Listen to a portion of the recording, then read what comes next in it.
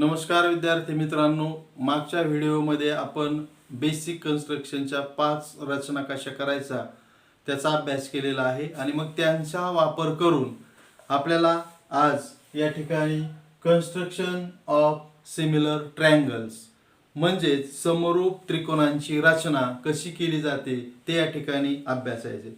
Similar triangle म्हणजे आपण पाठीमागे पाहिलेलं होतं पहिल्या चॅप्टर मध्ये The corresponding sides of similar triangles are in the same proportion and the corresponding angles of these triangles are equal. Those triangles are similar triangle.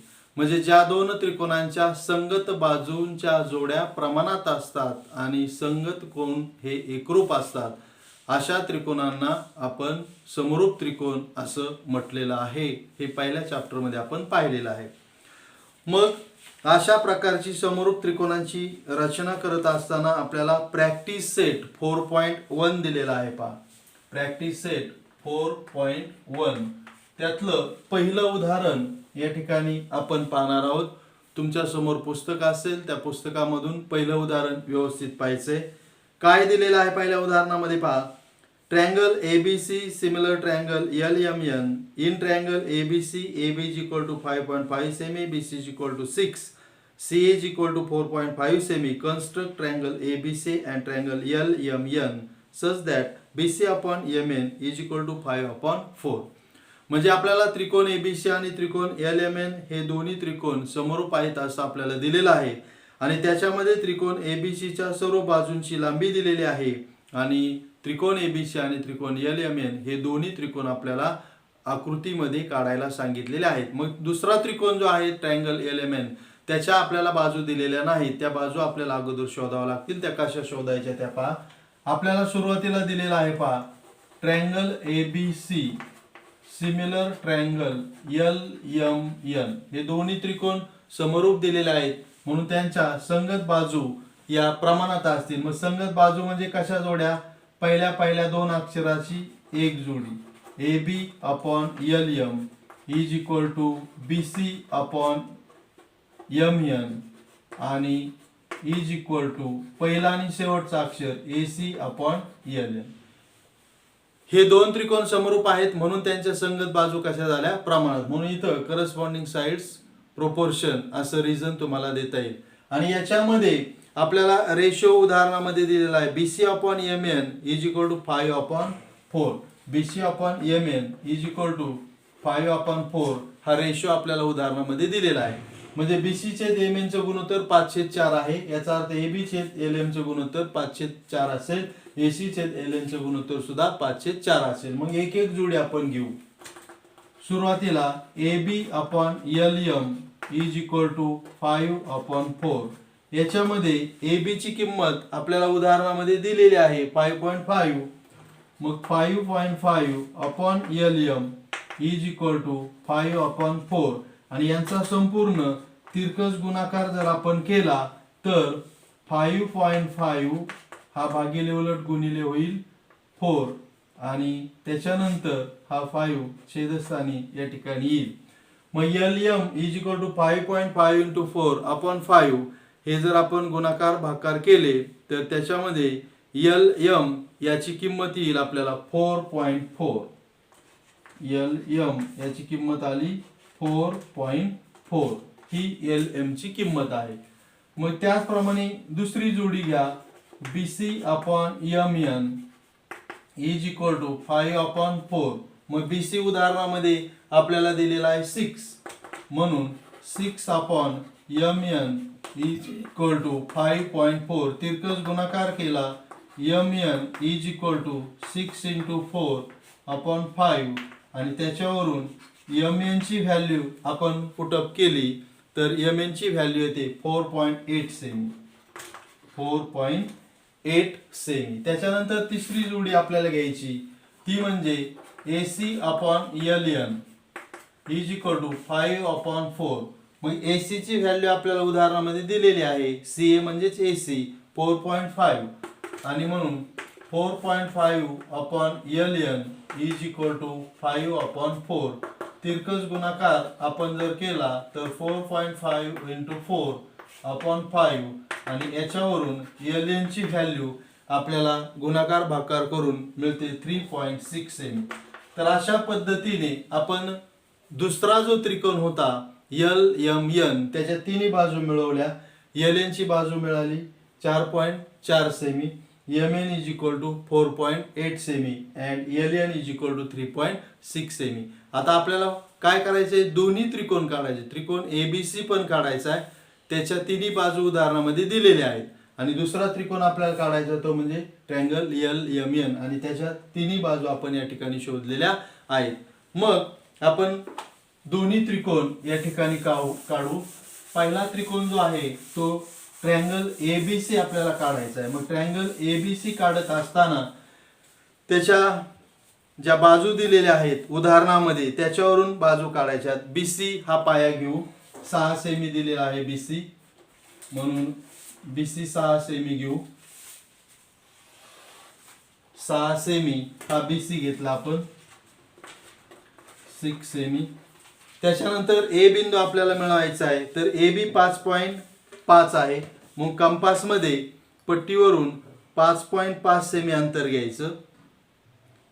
Compass मध्ये पट्टीवरून 5.5 semi अंतर घ्या. B बिंदूवरती टोक ठेवा आणि कंस करा. B बिंदूवरती टोक ठेवा, कंस करा. 5.5 सेमी अंतर आपण घेतलेला आहे. तोच A बिंदू हा C बिंदू पासून 4.5 सेमी आहे. म्हणून आता कंपास मध्ये 4.5 सेमी अंतर घ्या आणि 4.5 सेमी अंतर घेऊन C बिंदूवरती टोक ठेवून आता काढलेल्या कंसाला छेदणारा कंस करायचा. तो कंस जर छेदत नसेल तर पुन्हा पहिल्या इतका अंतर घ्यायचं कंस आणि पहिला कंस जो होता तो असा कंस वाढवून घ्यायचा. हा जो दोन्ही कंसांचा छेदनबिंदू आहे तो असेल आपला A आणि AB आणि AC हे एकमेकांना जोडले की आपला त्रिकोण ABC तयार झाला. त्रिकोण ABC, हा त्रिकोण ABC काढायला सांगितला होता. तर AB अंतर आपल्याला दिलेलं होतं 5.5 सेमी, म्हणून तिथं लिहा 5.5 सेमी. AC अंतर आपल्याला दिलेलं आहे 4.5 सेमी, म्हणून 4.5 सेमी.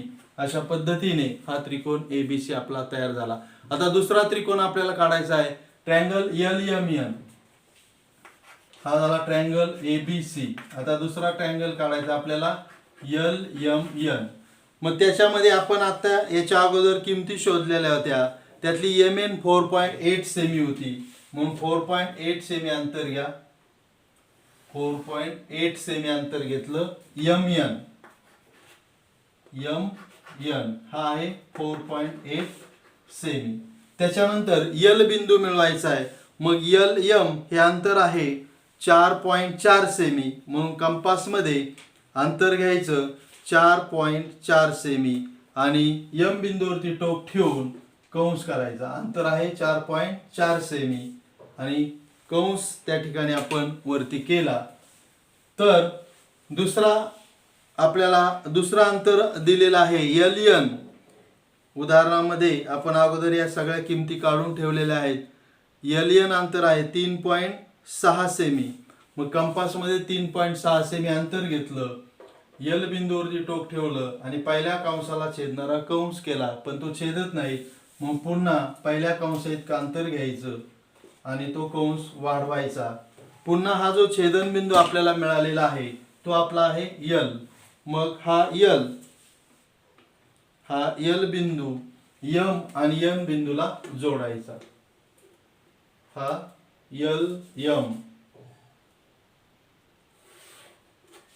आणि LN हे दोन्ही बिंदू एकमेकांना जोडले आणि त्यांच्या किमती दिलेल्या होत्या. पहा, LM 4.4 सेमी आणि LN 3.6 सेमी. अशा पद्धतीने हे पहिलं उदाहरण आपलं संपलेलं आहे. तर सर्व विद्यार्थ्यांनी सुरुवातीला दिलेले दोन त्रिकोणी समरूप होते, म्हणून एका त्रिकोणाच्या 3 बाजू दिल्या होत्या. त्याच्यावरून दुसऱ्या त्रिकोणाच्या 3 बाजूंच्या किमती शोधल्या आणि दोन्ही त्रिकोणाच्या तिन्ही बाजूंच्या किमती मिळाल्यानंतर असं दोन्ही त्रिकोणाची रचना आपण केलेली आहे. आता याच्यापेक्षा वेगळी रचना आपल्याला शिकायची. मग दुसरं उदाहरण जे आहे त्याच्यापेक्षा वेगळं आहे. मग अशा पद्धतीने आपल्याला दुसरं उदाहरण पाहायचंय. दुसरं उदाहरण पुस्तकामध्ये व्यवस्थित पहा. Triangle PQR triangle P Q R, similar triangle L T R, similar triangle L T R. आता या दुसऱ्या त्रिकोणामध्ये पहा, पहिल्या त्रिकोणामध्ये triangle ABC, similar triangle L M N दिलतं पहिल्या उदाहरणामध्ये. ते दोन्हीही त्रिकोण वेगवेगळे होते. त्रिकोण एबीसी हा वेगळा होता आणि त्रिकोण एल एम एन हा वेगळा होता. म्हणजे त्या नावामध्ये आपण जर पाहिलं तर ते दोन्हीही ट्रायंगल सेपरेट होते. म्हणून आपण पहिल्या उदाहरणातल्या दोन्ही त्रिकोणांच्या आकृत्या वेगवेगळ्या काढल्या होत्या.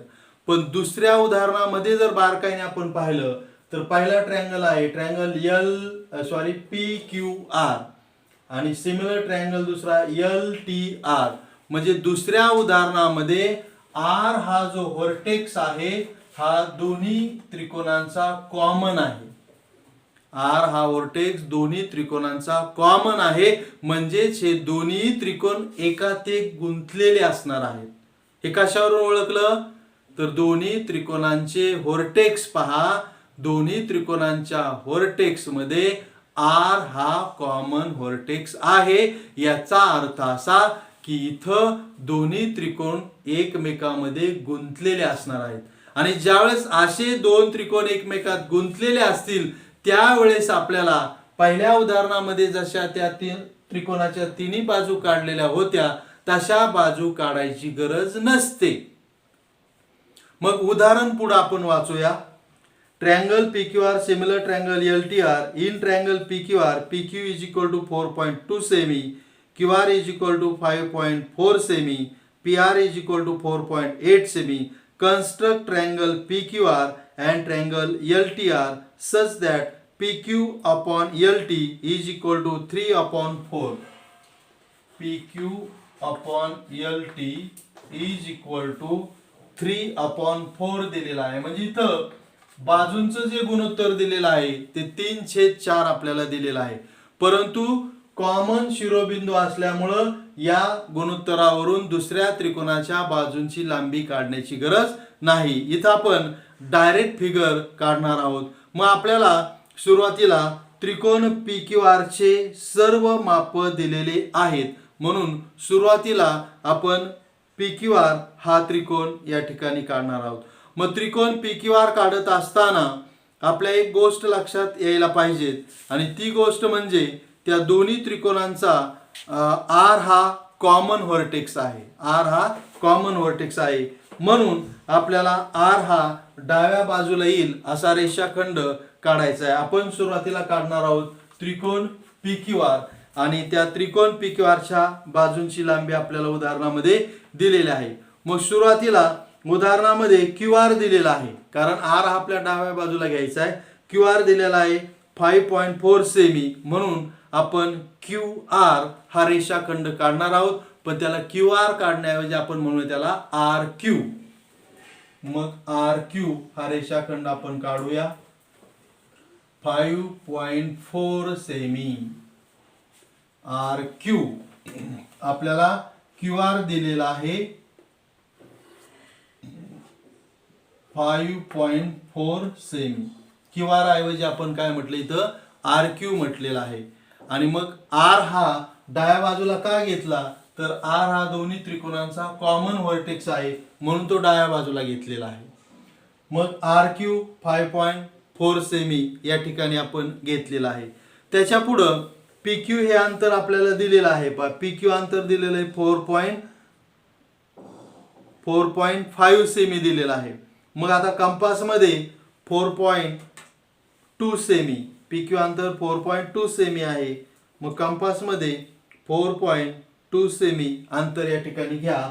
R बिंदूचं अंतर नाही ते PQचं आहे म्हणून Q बिंदूवरती टोक ठेवा आणि कंस करा. PQ डिस्टन्स होतं 4.2 सेमी म्हणून Q बिंदूवरती टोक ठेवलं आणि कंस केला.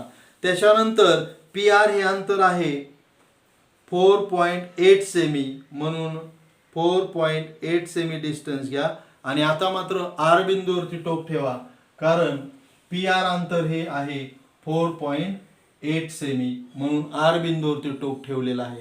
मग या दोन्ही कंसांचा छेदन बिंदू जो आहे तो आपला आहे P.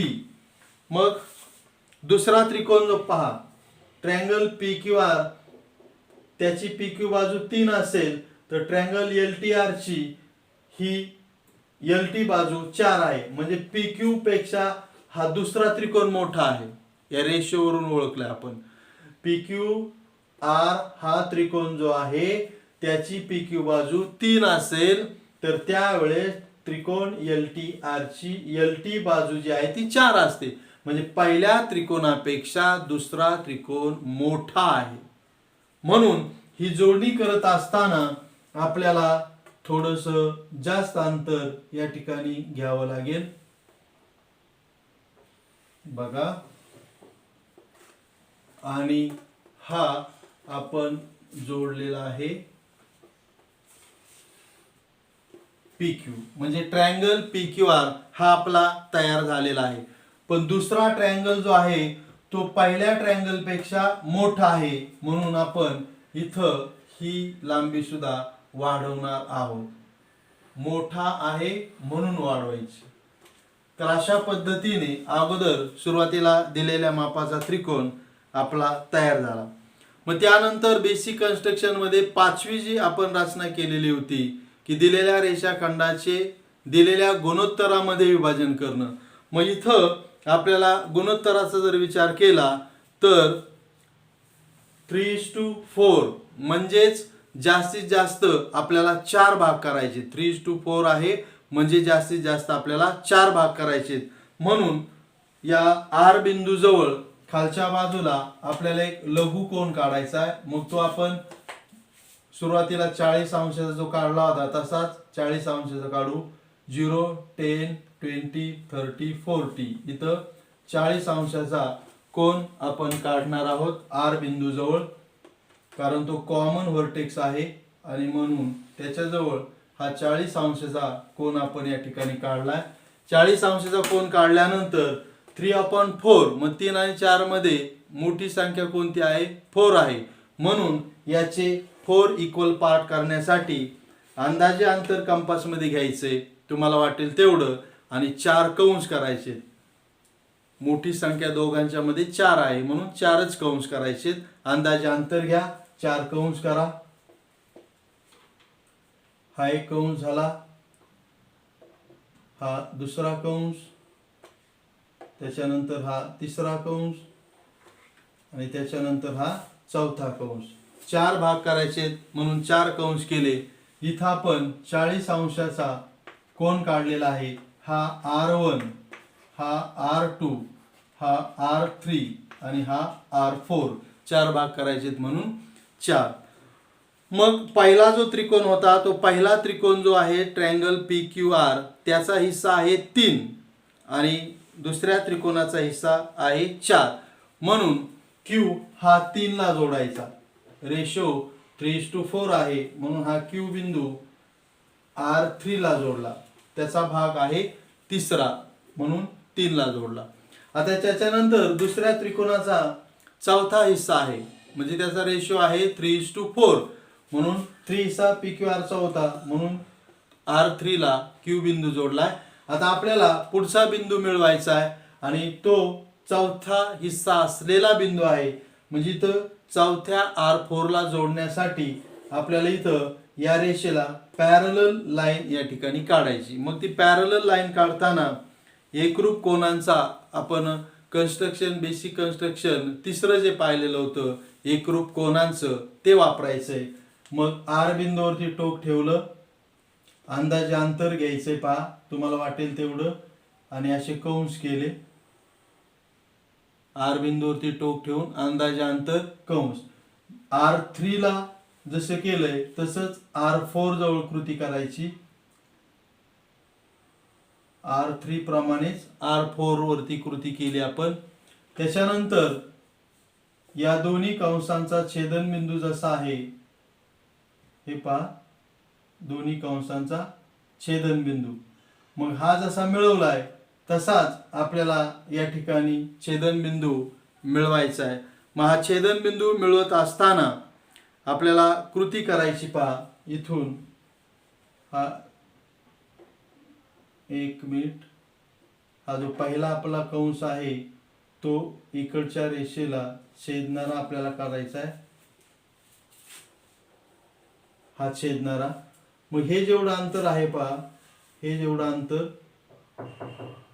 तेवढंच खालच्या कंसावरती टोक ठेवा आणि छेदणारा कंस करा. बघा, हे अंतर जेवढं होतं तेवढं अंतर घेतलं, इथं टोक ठेवलंय आत्ताच्या आणि या छेदणाऱ्या कंसाला कंस केला. मग याच्यामधून जाणारा आणि पुढं क्यूच्या पुढं छेदणारा आपल्याला किरण किंवा रेषाखंड काढायचा आहे. पहा, या ठिकाणी ती मिळालेली आहे. म्हणजेच हा आपला LMT चा टी बिंदू आहे. हा आपला आहे टी शिरोबिंदू.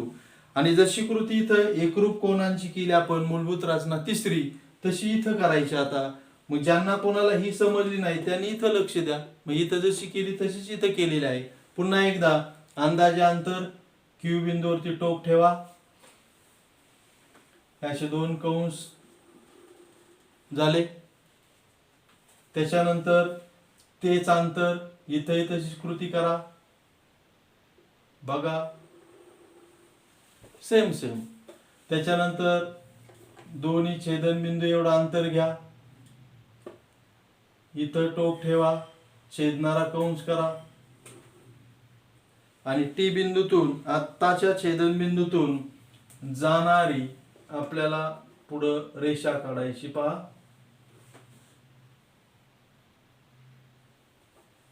हे पहा.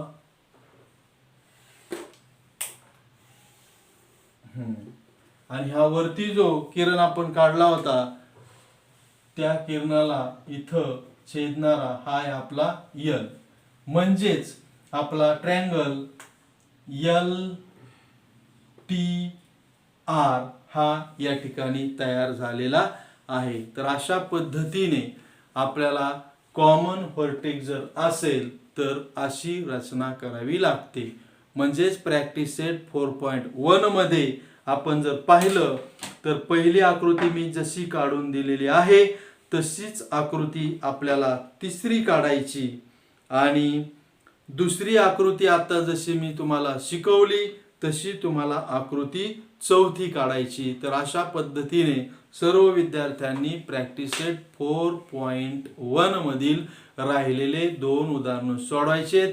या आकृत्या काढण्याचा जास्तीत जास्त सराव करा. 2-2, 3-3, 4-4 वेळेस या प्रत्यक्ष आकृत्या तुम्ही काढून पहा आणि सर्वांनी व्यवस्थित 4.1 या प्रॅक्टिस सेटचा स्टडी करायचा आहे.